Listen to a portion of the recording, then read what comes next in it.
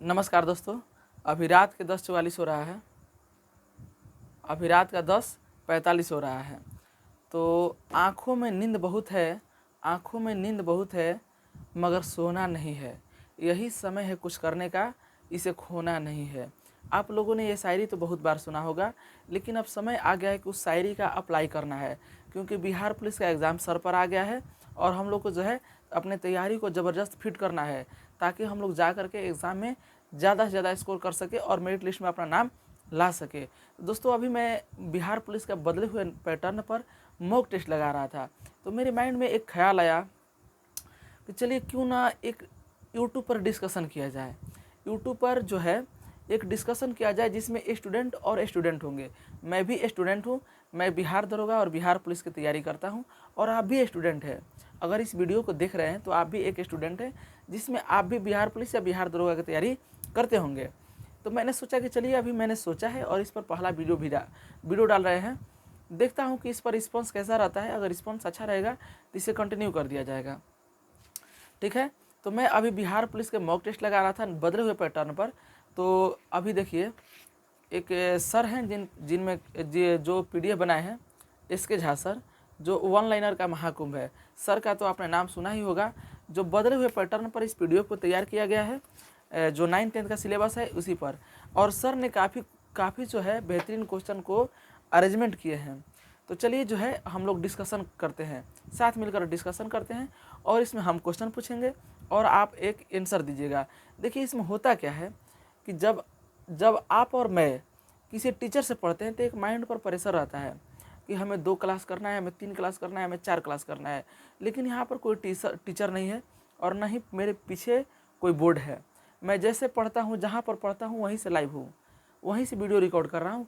कोई इसमें बनावटी नहीं है, ठीक है। तो मैं भी स्टूडेंट हूँ और आप भी स्टूडेंट हैं, और हम दोनों मिल करके आपस में डिस्कशन करेंगे। आप मान लीजिए कि हम हैं, और मान लीजिए कि 7-8 लड़के मिल करके हम लोग डिस्कशन कर रहे हैं। इसमें मैं जो हूँ प्रश्न पूछने वाला हूँ और आपको आंसर देना है, और मैं इसका आंसर ही बताऊँगा, ठीक है।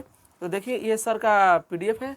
इसके बाद जो है जब मैं मॉक टेस्ट में क्वेश्चन को सॉल्व करता हूँ, तो उसमें से जो ब्रीफ पॉइंट होता है, जो छोटा छोटा पॉइंट होता है, जो क्वेश्चन सॉल्व करने में काफ़ी मददगार होता है, उस पॉइंट को मैं अपने नोट्स में नोट कर देता हूँ, और इसे भी आप लोगों के साथ डिस्कशन करने वाला हूँ।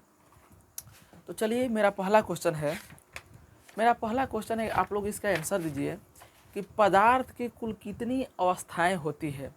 जल्दी से आप लोग इसका आंसर दीजिए कि पदार्थ की कुल कितनी अवस्थाएं होती है। देखिए दोस्तों, पदार्थ की कुल 5 अवस्था होती है: ठोस, द्रव, गैस, प्लाज्मा, BEC। पदार्थ की कुल कितनी अवस्था होती है? 5 अवस्था होती है: ठोस, द्रव, गैस, प्लाज्मा, BEC। आप कहिएगा कि ये तो बहुत ही इजी क्वेश्चन है।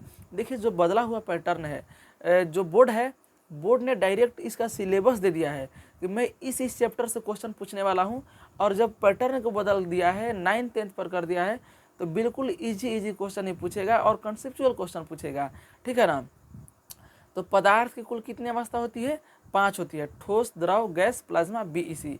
अगर आपसे पूछ देगा कि पदार्थ की मूल अवस्था कितनी होती है, देखिए छोटा छोटा पॉइंट में आप लोगों को घुमाएगा।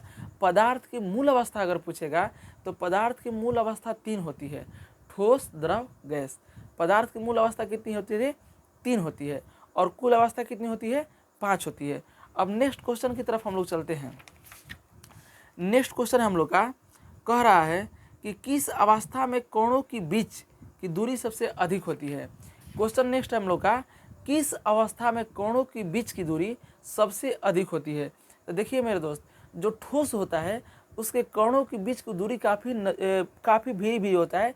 इसी कारण ठोस काफ़ी मजबूत होता है। जैसे मोबाइल क्या है? ठोस है। इसके कण क्या है? काफ़ी नज़दीक है। इसीलिए इसे तोड़िएगा तो जल्दी टूटेगा नहीं। क्यों? क्योंकि ये मजबूत होता है, क्योंकि इनके कण काफ़ी पास होते हैं। अगर इसी प्रकार आप द्रव ले लीजिए, द्रव में जैसे पानी ले लीजिए, पानी के जो कण है ठोस की अपेक्षा दूर होता है। आप पानी में हाथ डालिए, पानी में हाथ जब डालिएगा तो उसमें गैप बन जाएगा और आपका हाथ जो है पानी के अंदर चला जाएगा।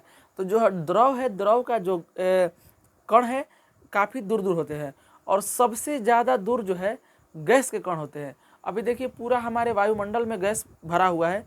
आप ऐसे हाथ कीजिए, आपको फील नहीं होगा कि आपके हाथ में वायु टच कर रहा है। क्यों? क्योंकि इसके जो कण है काफ़ी दूर दूर है। तो किसका कण जो है काफ़ी दूर दूर होते हैं? गैस का। और किसका का सबसे नज़दीक होता है? ठोस का। ठीक है ना। अब नेक्स्ट क्वेश्चन की तरफ हम लोग चलते हैं। कह रहा है कि पदार्थ के कोणों के बीच एक बल लगता है, उस बल को क्या कहते हैं? जल्दी से आप लोग इसका आंसर दीजिए कि पदार्थ के कोणों के बीच एक बल लगता है, उस बल को क्या कहते हैं? देखिए, पदार्थ के कण, जिसे मान लीजिए कि एक पदार्थीय है और एक पदार्थीय है, इन दोनों के बीच में एक अट्रैक्शन फोर्स लगता है, जिसे हम लोग आकर्षण बल कहते हैं। तब पदार्थ के कणों के बीच कौन सा बल लगता है? आकर्षण बल लगता है। पदार्थ के कणों के बीच कौन सा बल लगता है? आकर्षण बल लगता है। अब नेक्स्ट क्वेश्चन की तरफ हम लोग चलते हैं। नेक्स्ट क्वेश्चन हम लोग का कह रहा है कि पदार्थ की किस अवस्था में संपीड़ितता का गुण सर्वाधिक होता है?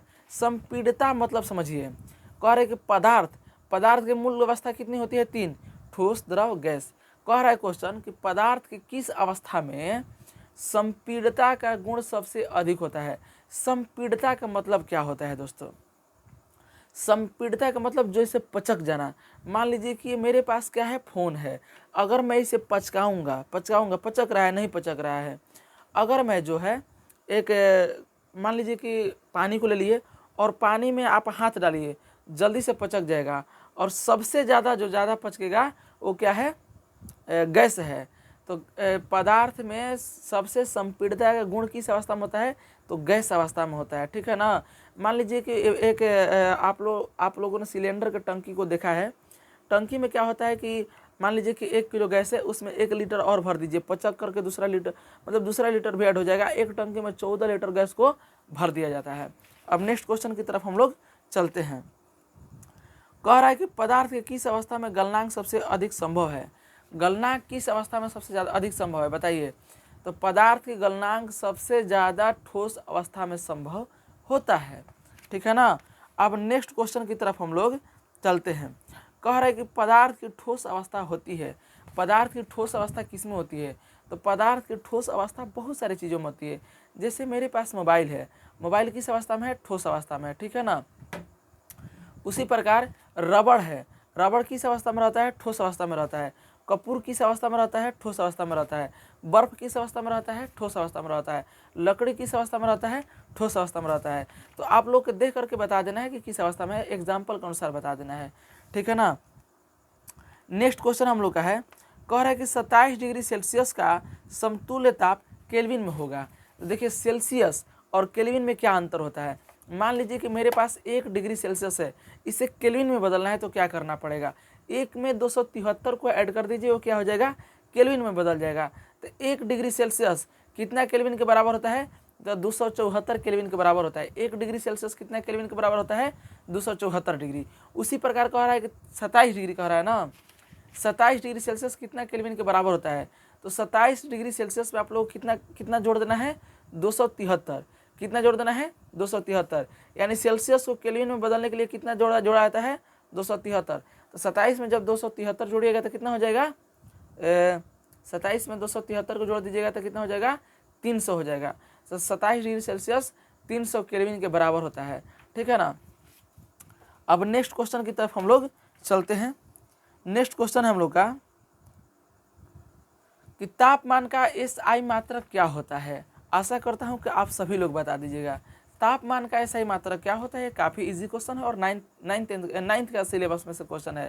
तापमान का SI मात्रक क्या होता है? तो तापमान का SI मात्रक होता है केल्विन। क्या होता है? केल्विन होता है। अब नीचे कह रहा है कि वह ताप जिस पर कोई पदार्थ ठोस अवस्था से द्रव अवस्था में परिवर्तित हो जाता है क्या कहलाता है? देखिए, क्वेश्चन काफ़ी इजी है और कितना क्वालिटी है क्वेश्चन में। कह रहा है कि वह ताप, नहीं, क्वेश्चन थोड़ा बढ़िया से पढ़ लेने दीजिए। हाँ, कह रहा है कि वह तापमान जिस पर ठोस अवस्था से द्रव अवस्था में पदार्थ परिवर्तित हो जाता है तो उसे क्या कहते हैं? अब देखिए, इसे एक एग्जाम्पल के माध्यम से समझते हैं। बर्फ किस अवस्था में रहता है? बर्फ किस अवस्था में रहता है जी? बर्फ ठोस अवस्था में रहता है। और ठोस अवस्था में से जैसे जैसे धीरे धीरे बर्फ गल जाता है तो किस अवस्था में परिवर्तित हो जाता है? किस अवस्था में परिवर्तित हो जाता है? द्रव अवस्था में। तो यही कह रहा है कि वह तापमान जिस पर कोई पदार्थ ठोस अवस्था से द्रव अवस्था में परिवर्तित हो जाता है तो क्या कहलाता है? तो उसे गलनांक तापमान कहते हैं। क्या कहते हैं? गलनांक तापमान कहते हैं। ठोस से द्रव में परिवर्तित हो जाता है तो उस तापमान को क्या कहते हैं? गलनांक तापमान कहते हैं। अब नेक्स्ट क्वेश्चन की तरफ फिर से हम लोग चलते हैं। कह रहा है कि पदार्थ की किस अवस्था में बहाव का गुण होता है? बताइए, पदार्थ के किस अवस्था में बहाव का गुण होता है? बताइए। अब देखिए, मेरे पास ठोस है। क्या है? ठोस है। ठोस में बहने का गुण है जी? नहीं है। लेकिन यहीं पर मान लीजिए कि मेरे पास एक मान लीजिए कि गिलास है और गिलास में क्या है? पानी है। और पानी, गिलास को जब हम ऐसे करेंगे तो क्या हो जाएगा? पानी बहने लगेगा। तो बहाव का गुण किस पदार्थ में होता है? तो द्रव अवस्था में होता है। बहाव का गुण किस अवस्था में होता है? तो द्रव अवस्था में होता है। ठीक है ना। अब नेक्स्ट क्वेश्चन की तरफ हम लोग चलते हैं। कह रहा है कि ठोस से द्रव बदलने की प्रक्रिया कहलाती है। मैंने थोड़ा देर पहले बता दिया है, ठोस से द्रव बदलने की प्रक्रिया कहलाती है। ठोस में क्या होता है? मान लीजिए बर्फ क्या है? ठोस में है, और वो जब द्रव में बदलता है तो इस प्रक्रिया क्या कहते हैं? गलनांक तापमान कहते हैं। क्या कहते हैं? गलनांक तापमान कहते हैं। ठीक है, क्योंकि गल करके क्या होता है? द्रव में परिवर्तित हो जाता है। अब नेक्स्ट क्वेश्चन की तरफ हम लोग चलते हैं। कह रहा है कि 200 डिग्री सेल्सियस पर जल की भौतिक अवस्था होगी। देखिए, 200 डिग्री सेल्सियस पर, यहाँ पर थोड़ा समझने की बात है। यहाँ पर थोड़ा समझने की बात है। ये बताइए कि क्वथनांक किसे कहा जाता है? क्वथनांक, मैंने आपसे पूछा है क्वथनांक किसे कहा जाता है? इसे इंग्लिश में कहते हैं बॉइलिंग पॉइंट। बॉइलिंग पॉइंट कहा जाता है। क्या कहा जाता है? Boiling point. देखिए दोस्तों, क्वथनांक क्या होता है? जिस पर कोई पदार्थ उबलने लगता है उसे क्या कहते हैं? क्वथनांक कहते हैं। तो जो पानी है, द्रव है, जो पानी है किस तापमान पर बदलने लगता है, उबलने लगता है? बताइए। तो 100 डिग्री सेल्सियस पर क्या होता है?